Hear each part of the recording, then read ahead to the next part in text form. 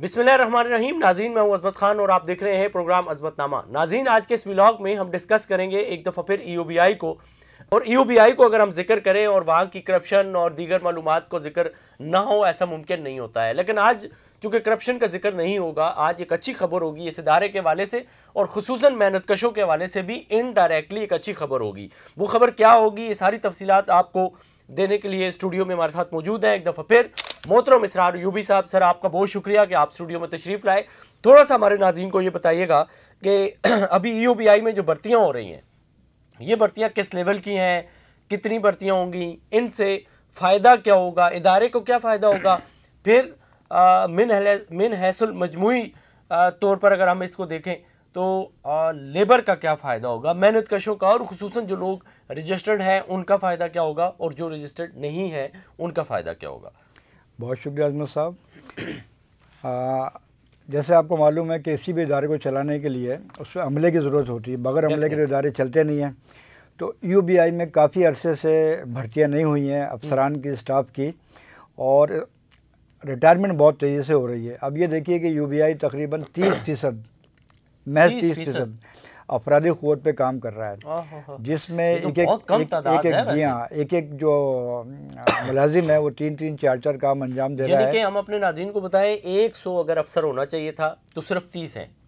ऐसे ही है। 30% का मतलब ये होता है कि अगर 1000 लोग इदारे में टोटल होने चाहिए थे तो सिर्फ 300 सवा 300 लोग काम कर रहे हैं। इसका मकसद है कि 300 लोगों से ये इदारा चलाया जा रहा है। अब इसमें जो कारकर्दगी है यकीनी बातें मुतासिर होती है। उसमें सबसे पहले रजिस्ट्रेशन का मामला है, कंट्रीब्यूशन की वसूली का मामला है कि एक बीट अफसर के पास 300 यूनिट्स भी हैं। ठीक है। और उसका दायरा कार जो है वो 400 किलोमीटर तक फैला हुआ है, तो वो विज़िट नहीं कर सकते हैं।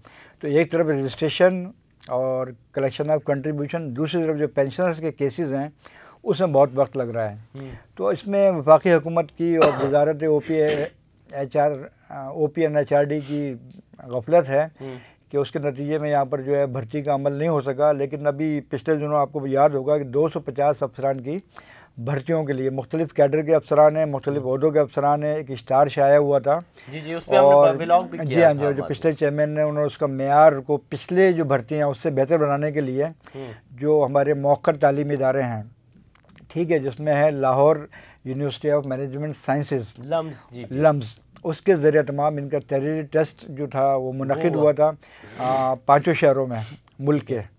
तो उसमें जिन उम्मीदवारों ने कामयाबी हासिल की है तो उसका उन्होंने जो एक रखा था मार्क, वो 60% जिनके नंबर हैं उन्हें अहल उम्मीदवार जो है शुमार किया जाएगा। ठीक है। उसके बाद फिर ये है कि पिछले चेयरमैन 18 सितंबर को रिटायर हो गए, तो ये कुछ वक्त के लिए फिर डिले हो गया। लेकिन पिछले दिनों जो है बोर्ड ऑफ ट्रस्टीज़ की मीटिंग हुई और जो हमारे बोर्ड के सदर हैं डॉक्टर अरशद महमूद, उन्होंने उस पर भरपूर तवज्जो दी। तो उन्होंने अब इस सिलसिले में एक डिपार्टमेंटल सिलेक्शन कमेटी जो है वो नई तश्कील दी है। ठीक है। जो 2 दिसंबर से 5 शहरों कराची, लाहौर, इस्लामाबाद, पेशावर, कोयटा में जो अहल उम्मीदवार हैं, कामयाब उम्मीदवार हैं, उनसे वो इंटरव्यूज़ करेंगे। और इंटरव्यूज़ की जो कमेटी है उसमें जो कन्वीनर हैं वो DGHR हैं। अच्छा। इस तरह अरकान में जो डिपार्टमेंट है, फाइनेंस डिपार्टमेंट है, एक मुतल्लिका डिपार्टमेंट है, या वजारत OP&HRD के जॉइंट सेक्रेटरी होंगे। और इसके अलावा कुछ बोर्ड ऑफ ट्रस्टीज़ के मेंबरान जो हैं वो भी जो है ना इसको इंटरव्यूज़ के जो उम्मीदवार हैं लेंगे। तो उसमें वो उम्मीदवारों की उम्र है, डोमिसाइल है, उनकी तालीमी असनाद हैं, उसकी जांच पड़ताल भी करेंगे। ये सारी चीज़ें जी हाँ। और इसमें जो उम्मीदवार की कामयाबी का जो उन्होंने एक दर्जाबंदी की है, तो 30 नंबर इसके इन्होंने इंटरव्यू के रखे हैं। तो अब ये देखिए कि इसके नतीजे में जो यूबीआई में इस वक्त अफरादी क़ुव्वत कम है तो वो बेहतर होगी। और हम उम्मीद करते हैं कि ये अफसरान जो हैं इस इदारे को एक जिस मकसद के लिए क़ायम किया, यानी बेनिफिट्स फराहम करने वाला इदारा, वो उसके रूह के मुताबिक जो है इसमें शामिल होकर और इस इदारे की जो तक़वियत है और अफरादी क़ुव्वत की कमी है वो एक असासा बनने की कोशिश करेंगे। अच्छा, दूसरी तरफ ये है कि इसमें हमारे बोर्ड ऑफ ट्रस्टीज़ की भी गफलत है, हमारी मैनेजमेंट की गफलत है। देखिए, किसी भी इदारे में जो अफसरान होते हैं ना, उनकी शरह कम होती है, जबकि स्टाफ मुलाजमीन जो होते हैं तो उनकी जो शरह होती है इनके मुकाबले में तकरीबन 3 गुना होती है। तभी जो है किसी तरह का कोई ऑपरेशन, कोई काम आप अंजाम दे सकते हैं। लेकिन जो 2007 में, 2014 में और उसके बाद अब जो जितनी भर्तियाँ हो रही हैं, ये सारी की सारी जो है ना वो अफसरान पर मुश्तमिल है। अच्छा। तो मैं समझता हूँ कि इससे भी जो यूबीआई को जो मतलूबा अफराधी क़ुव्वत दरकार है वो मैसर नहीं आ सकेगी। तो ज़रूरत इस बात की है कि कम से कम जो है वो स्टाफ मुलाजमीन जो रीढ़ की हड्डी होते हैं ना किसी भी इदारे की, बेनिफिट्स का काम करते हैं।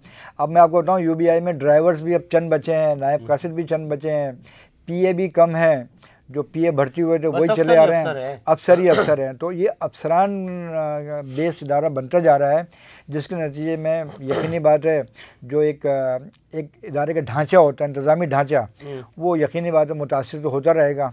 तो इस सिलसिले में ये चाहिए बोर्ड ऑफ ट्रस्टीज़ को और हमारे जो वजारत है कि स्टाफ मुलाजमीन की जो भर्तियाँ हैं उसको भी जो है तरजीह दें। ज़बरदस्त हो गया, ये तो बहुत अच्छी बात है। कुल कितने आपने अफसरान बताए हैं कि अभी 250 अफसरान जो हैं। 250। तो ये 250 अगर आ गए तो फिर इसकी शरह कहाँ पहुँच जाएगी? इसकी शरह ये हो जाएगी कि ये तकरीबन 50 के करीब हो जाएगी। फिर भी देखें, जो इसकी अपराधी क़ुव्वत है ना वो तकरीबन 1800 है, लेकिन ये भी कुछ लोगों ने ना मसनूई तरीके से बनाई हुई है। यूबीआई का जो स्कोप है आपको भी अंदाज़ा है, आप भी यूबीआई पे प्रोग्राम भी करते हैं, इसका सारा फंक्शन जानते हैं। यूबीआई एक इतना बड़ा इदारा है, कौमी इदारा, कि इसमें तो हज़ारों मुलाजमीन होने चाहिए और इसके रीजनल ऑफिसों का इजाफा होना चाहिए, ताकि जो मुल्क की जो अभी तक जो महरूम है इसमें रजिस्ट्रेशन से हमारे मुलाजमीन हैं या कारकुन हैं वो भी इसके दायरे में आ सकें। तो उसमें तो अभी मैं समझता हूँ जैसे सोशल सिक्योरिटी में 5000 लोग हैं या किसी और महकमे में 10,000 लोग हैं, तो यूबीआई में तो ये बहुत ही एक नन्ही सी तादाद है, बिल्कुल बहुत कम है, जिसको रियलाइज़ करते हुए इसमें इजाफा करना चाहिए। बिल्कुल ऐसे ही है, और ये ज़ाहिर है मुलाजमीन की तादाद बढ़ेगी तो यकीनन इसका इम्पैक्ट जो है वो नॉन रजिस्टर्ड इदारों, नॉन रजिस्टर्ड मेहनत कशों और फिर रजिस्टर्ड मेहनत कशों पे होगा। उसका फ़ायदा होगा इन सारी चीज़ों पे, लेकिन तब होगा जब ये इदारा ख़ुद एक अच्छी सतह पे खड़ा होगा, ये इदारा ख़ुद मुस्तहकम होगा, तो ये सारी चीज़ें तब होंगी।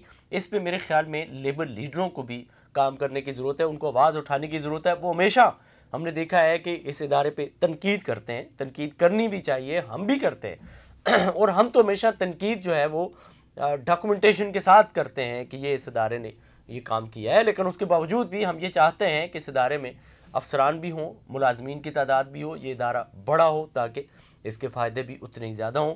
ये सारा प्रोग्राम आपने देखा, आप क्या सोचते हैं, समझते हैं, कमेंट सेक्शन में ज़रूर बताइएगा ताकि अगले किसी व्लॉग में उसे एड्रेस किया जा सके। इसी के साथ अपने मेज़बान अज़मत खान को दीजिए इजाज़त। अल्लाह ने के बाद।